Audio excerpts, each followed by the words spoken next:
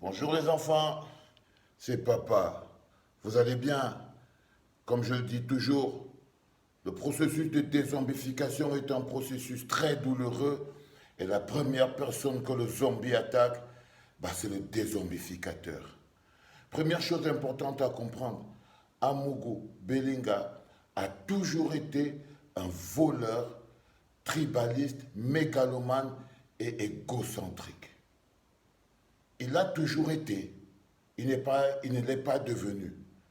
C'est une fabrication du système de Paul Biya. Ce que vous voyez en ce moment, au-delà d'être plus qu'une simple distraction, ou encore un autre processus de zombification des mentalités, c'est une guerre de succession. Et je vois les Camerounais en train de s'asseoir au bord de la route et prendre des pop-corn, comme s'ils allaient encore regarder comment c'est qu'on jongle la succession devant leurs yeux à leur insu. Il faut faire très attention à la distraction, la famille. On a hérité de Paul Biya, son héritage est fondamental. C'est les communautés ECAN, fédéralisme ECAN. 10 millions de nordistes, Bami Pawa, les Bassa qui veulent leur région, la guerre dans le nord-ouest et le sud-ouest et l'extrême pauvreté. Voilà l'héritage de Paul Biya. Et ce que vous voyez en ce moment, c'est le groupe de personnes responsables qui sont responsables de la situation actuelle du Cameroun, qui savent qu'ils vont devoir rendre gorge, qui en ce moment sont en train de nous entraîner encore dans un mécanisme où nous sommes encore en train de devenir les spectateurs de notre propre vie. C'est devenu un cinéma. Amougou Belinga contre Mbargangele, Atanganji qui dit que Paul Biya c'est bon Dieu, Famendongo qui raconte sa vie sur RFI. Et nous, on va encore s'asseoir au bord de la route pour écouter. On va encore commencer à se faire zombifier. Non. Il est important que vous le compreniez très bien. La renaissance du Cameroun ne fait pas de compromis et le changement est irréversible. Tous ces gens devront payer de leurs crimes. Mais aujourd'hui, la question fondamentale que tout cet abrutissement cache, c'est où est Paul Biya? Qui dirige le Cameroun? Tout ce que vous voyez là, c'est pour cacher une réalité claire. On crée le problème dans le problème. Le gros problème est là, c'est où est Paul Biya? Il y a vacance du pouvoir au sommet de l'État. Et vous voyez ces brigands en train d'organiser évidemment de la distraction pour que le peuple camerounais que nous sommes ne restons pas concentrés sur la question fondamentale.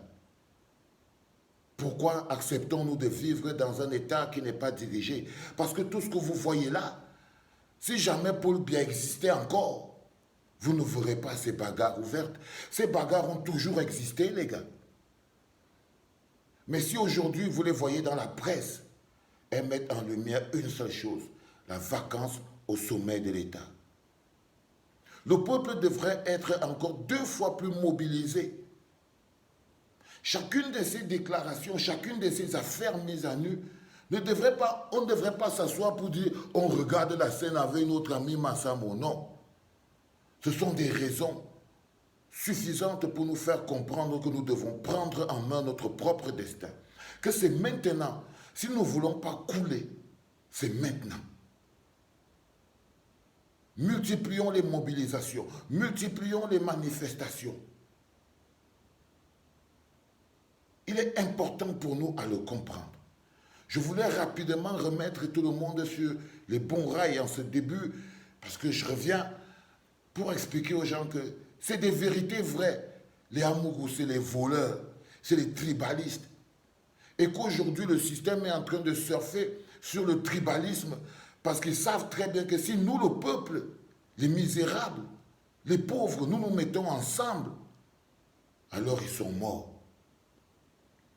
Quand un gouvernement n'a plus le développement comme raison pour se maintenir au pouvoir, alors ce gouvernement utilise la division et la distraction.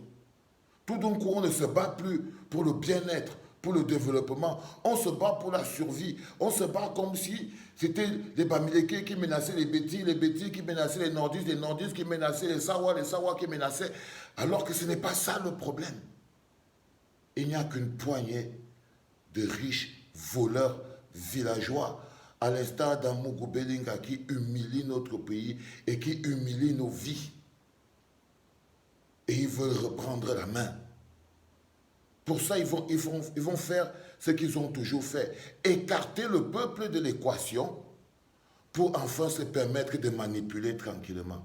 Et si nous nous asseyons au bord de la route à nous abreuver avec les Congossas gouvernementaux, il y a de fortes chances que ça se passe sous notre nez. Comme on dit, c'est arrivé près de chez toi, presque sous ton nez. Mobilisation à la famille. On devrait déjà être prêt avec les casseroles pour aller jusqu'à Etoudi. Parce que tout cela, tout ce que vous voyez, c'est pour mettre en lumière une chose, c'est une guerre de succession. Et la question qui est claire, elle n'est plus une question. Il y a vacances au sommet de l'État et tous les petits brigands sont prêts aujourd'hui à mettre le pays à feu et à sang. C'est eux aujourd'hui qui sont prêts et qui vont mettre le pays à feu et à sang. Parce qu'ils sont égocentriques, mégalomanes, voleurs. La plupart d'entre eux, ils savent que leur place après Paul Biya, c'est en prison. Beaucoup d'entre eux le savent. Si le peuple reprend ses droits, si le peuple reprend son pouvoir, si le peuple reprend sa souveraineté, il ne sera plus question d'une histoire de Béti ou de Bamileke parce que c'est ceux qui veulent nous faire croire que c'est le problème que nous avons. Nous n'avons pas ce problème, les gars. Restons concentrés. C'était Papa. Bienvenue.